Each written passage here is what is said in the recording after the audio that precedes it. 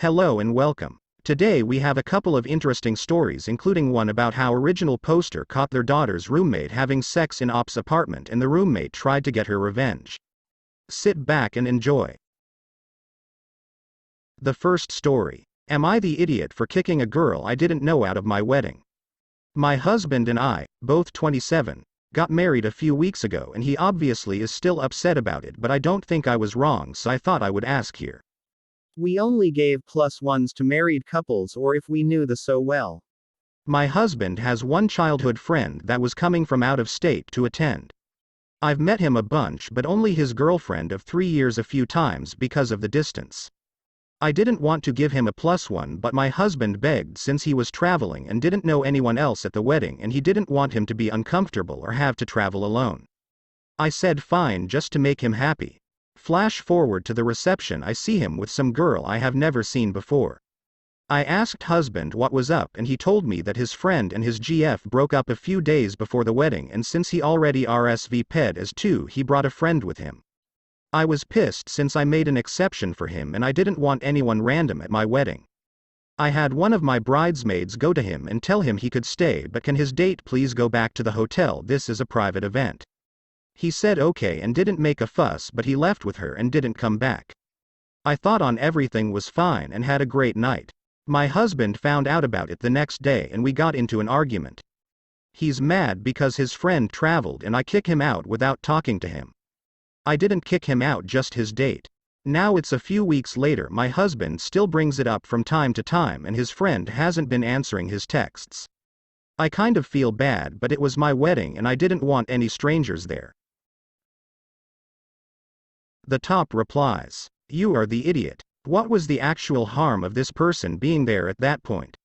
And he had a +1 and it is unlikely he knew you gave him a dispensation on your special day. This comes off as power hungry and controlling. You responded to perceived rudeness with the ultimate rudeness. You kicked someone out, which, come on. You knew her date was going to follow, so you booted your husband's friend. You are a ginormous idiot. You are the idiot." Second reply, "You are the idiot. Plus the plate and seat are already paid for. If anything, the friend was trying to make sure that money doesn't go to waste. When we got married, smaller wedding, it was $56 a person that we invited. 6 people bailed at the last min because of travel issues and getting sick. That sucked. If they had told us with more time, we would have grabbed a few people. At like a week before, we can only add and not subtract plates/spots. If anything, he did you a favor." The third reply, "You were so concerned about making the wedding perfect for yourself that you ruined it for your husband. You are the idiot. Original poster was embarrassingly rude to a guest who had done nothing wrong for no reason. Not only did original poster drive away her husband's friend because she doesn't care about other people's, including her own husband's, feelings, he is likely embarrassed to married to someone who would act the way she did. I sure would be. And she damaged a friendship he cared about for no good reason. The husband's friend had no way to know that his +1 was some sort of special exception from you. He had no way of knowing that the +1 you gave him was only because you knew his girlfriend. He had no way of knowing your strange issues and requirements since you didn't tell him. From a friend's POV, you invited him with a +1. He RSVP'd with a +1. Your invited guests paid for plane tickets and a hotel to travel to your wedding. Then, when your invited guests got there, you kicked them out. Because they failed to guess the secret requirement of attendance by long distance reading your mind. The secret requirement is that you know the +1. This is especially hard to guess since you didn't really know his girlfriend you did invite. How on earth was he supposed to guess this?" The second story. Am I the idiot for not giving 24 hours notice to my daughter's roommates before dropping something off? I'm new to Reddit, but my husband advised that I post here and is helping me write this. I am a mother to a 20-year-old daughter. She is a junior in college and attends school in the same city that we live. My daughter and 2 of her friends live in a condominium that I own. Her friends pay below market rent while my daughter does not. The condo was inherited from my parents and it was their intent that I would pass ownership of it to my daughter when she is mature enough to own her own place. My daughter, husband and I are in agreement that she will take over ownership of the condo when she is out of school and financially independent. Earlier this week, my daughter mentioned that she had run out of some household supplies and would have to set aside time to go shopping before the end of the week. My daughter's schedule has been especially rough lately, as she has picked up extra shifts at her part-time job due to short staffing. Wanting to be helpful, I offered to pick up the supplies for her and drop them off at her place. She accepted. The next day, I picked up the supplies and took them to the condo. I knew my daughter was in class, so I knocked and, when no one answered, let myself in. The front door opens into the living room. When I entered, I found one of my daughter's roommates being intimate with a man on the living room couch.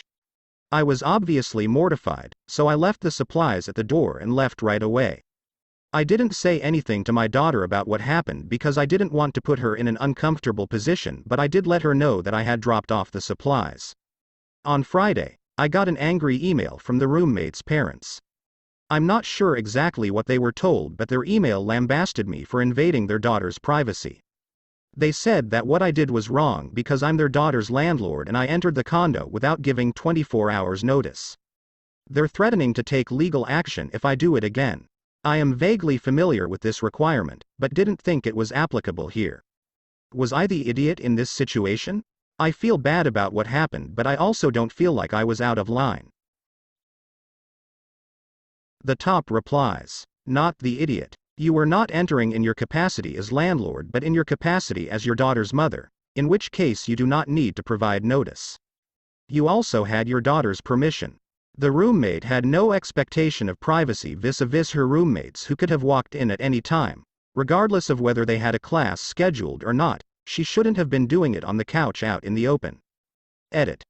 For all those that are claiming that original poster was an idiot for not giving 24 hours notice given that she is both landlord and mother, this logic would then suggest that original poster would have to give 24 hours notice to the other two roommates before entering the unit even if she was accompanied by her daughter, whereas the parents of the other two roommates could enter without any notice to other roommates. This is just warped logic on so many levels. Anybody having sex on a couch in a living room of a shared apartment should have no expectation of privacy. The second reply. Not the idiot. People who live with roommates should know not to get busy in shared spaces. This isn't legal advice, but any laws regarding restrictions on landlords entering a leased premises wouldn't apply to you when you weren't acting as a landlord but rather as an invited guest of a tenant. Do the roommate's parents think you have to give 24-hour notice if you visit your daughter? And why are this person's parents contacting you anyway? Is she a minor? A minor having sex in your living room? Unless she's a close friend of your daughter's, I'd be looking for a way to evict her because her parents are going to make life hell for everyone. The original poster replies. The roommate's parents have not expressed any dissatisfaction with the situation prior to this. I haven't responded to them yet, so I'm not entirely sure what their expectations are. The roommate is not a minor. I don't have the roommate's contact information, nor does she have mine. All communication has been in person, through my daughter, or amongst the parents. Edit. My daughter was aware that I was coming to drop off the supplies and asked that I leave them in the kitchen, which is adjacent to the living room. Edit 2. I am not asking for judgment on whether I violated the law. I checked in with a friend who is a lawyer and he thinks that, because my daughter gave explicit permission to enter the home and drop off the supplies, I'm in the clear. I am asking whether I was the idiot for doing so. Update. I called and texted my daughter asking to discuss the situation. She can't speak to me right now because her roommates are fighting and she's mediating, but she is aware of the situation and sent me a quick explanation. My daughter had notified all the roommates that I was coming over, but roommate 1 apparently forgot. The man she was with was roommate 2's boyfriend. She freaked out and contacted her parents because she was scared I would spill the beans. I still don't know exactly what she told her parents, but I assume it wasn't the full story. I have never met roommate 2's boyfriend, so I didn't know it was him.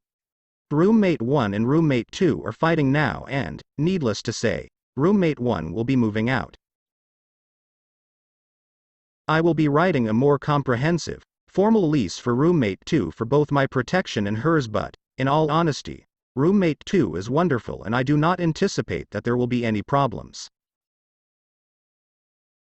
The third story. Am I the idiot for telling my dad I'll never forgive him if he takes my grandparents to court? I, F16. Have a mom who got diagnosed with ovarian cancer and it ended up spreading throughout her body. She put up a good fight for a while. About a month ago, her doctors decided it would be best for her to be in a home hospice. My mom agreed. Before she got put in hospice, she was at the hospital for a while trying different treatments for her cancer. My grandparents, her parents, ended up getting temporary custody since she couldn't take care of me. Since I was 5 and my parents got divorced, I spend every weekend with my dad. I enjoy the weekends at my dad's. 5 years ago he married my stepmom and I got 2 stepsisters. Well, my dad's house isn't that big, so my stepsisters share a room and whenever I stay I sleep on the couch in the living room. So it isn't an ideal place to stay all the time. Well, since my mom got put on hospice, I've wanted to spend as much time with her as possible. So my grandparents didn't force me to go to my dad's, they understand that I want to spend time with my mom. Well, it's upsetting my dad that I don't want to visit him even though I explained that I just want to spend more time with my mom. Today my dad and stepmom showed up at my grandparents' house saying he's my dad and it isn't right, they don't encourage me to see him a couple of times out of the week. My grandparents said I can make my own decisions and that I have every right to rather be with my mom right now. They stay at his house. My dad talks about how it is part of the court agreement and how if he has to he'll take my grandparents to court. I stepped in and said, if you make us deal with the family court while my mom is on hospice and we're just trying to spend as much time together as possible, I'll never forgive you. My stepmom put her 2 cents in calling me a brat for trying to guilt trip him into letting me not go see him. She tried saying she understands. I want to spend time with my mom, but that doesn't mean I can just stop seeing my dad. So am I the idiot? Also, in my mom's will, she stated she wants me to live with my grandparents full time but continue to see my dad on weekends if I would like to. The top reply. Not the idiot. His wife called you names and he allowed it. Like, you need to look at the fact that this dude is willing to let his wife speak to you like that. You don't need to care about his feelings cause he clearly doesn't care about yours. The second reply. All you need to look at is the fact that this man is willing to drag a teen and an elderly couple going through one of the worst times in their lives just so he gets his fair share of time. Not the idiot. You had every right to react this way and it is absolutely abhorrent that your father would be so selfish to subject you to this during a time like this. Any semi-decent human being with even the least bit of empathy would understand and support you through this. It's really sad and pathetic your own father is so wrapped up in himself that he can't see this. Not the idiot. I'm so sorry for you having to go through this. I applaud you for standing up as you did, but it's sickening that your own father would force you into this. His wife is somehow even worse. I'd stay with my grandparents and if they do try to take them to court, tell them about this. The court will listen to most kids, especially teens. The third reply. All you need to look at is the fact that this man is willing to drag a teen and an elderly couple going through one of the worst times in their lives just so he gets his fair share of time. Not the idiot. You had every right to react this way and it is absolutely abhorrent that your father would be so selfish to subject you to this during a time like this. Any semi-decent human being with even the least bit of empathy would understand and support you through this. It's really sad and pathetic your own father is so wrapped up in himself that he can't see this. Not the idiot. I'm so sorry for you having to go through this. I applaud you for standing up as you did, but it's sickening that your own father would force you into this. His wife is somehow even worse. I'd stay with my grandparents and if they do try to take them to court, tell them about this. The court will listen to most kids, especially teens. The fourth story. Am I the idiot for asking my son to give me his boss's number? My son, 18, started a new job for the first time ever in his life recently at a restaurant. The place is not too far but still is around a 17 to 20 minutes drive. He started working a week ago. I asked him to provide me with his boss's number in case of an emergency. He refused and said that it was weird and unnecessary. I did not think he quite understood what I mean by an emergency, so I brought it up with him this morning. He suddenly flipped out and told me that he won't give me his boss's number and that I should quit asking and treating him like a 4-year-old. I have to say that I found this reaction horrific because I already explained to him why I need the number. My husband told me to leave it alone and that I don't need the number just because I'm being paranoid. To be, it wasn't about paranoia but to make sure that I can check on him if and when he was out of reach. My husband said it makes me look controlling and intrusive. My son came home and refused to speak to me. Didn't even eat with us and stayed in his room. The top replies, "Yes, you are the idiot, and I have to say as a supervisor it is weird AF to have one of my subordinates mom call and /shore text me to check on him. This age of helicopter parenting needs to end. If there is an emergency, call your son's phone, or send him a text that it's an emergency and to call you ASAP. You have 0 reasons to be in contact with his boss." Second reply, "Personally, I'm impressed that he managed to organize a job without letting his mother know until he had it. I can totally see original poster going with him to the interview and answering all the questions for him, then calling the interviewer and demanding to know why he didn't get the job." Third reply, "I had a coworker who was desperately upset because she hadn't heard from her daughter who was away at college in a while. Said coworker was considering calling the police or campus security to check on her child, who was 20 years old and a college junior. I assumed she meant that her daughter was in another state and she hadn't been able to get in touch with her daughter in days and days, maybe a couple of weeks. Turns out the daughter was away at college, at a school an hour and a half away, and hadn't spoken to mommy in 2 hours. Yes, 2 hours. I had labs longer than that. Plus when I went to college my school was a 22-hour drive from home, and after letting my parents know I got there I didn't call them for 3 weeks. How did we become a country where our young adults can't go to work without parental supervision? It's ludicrous.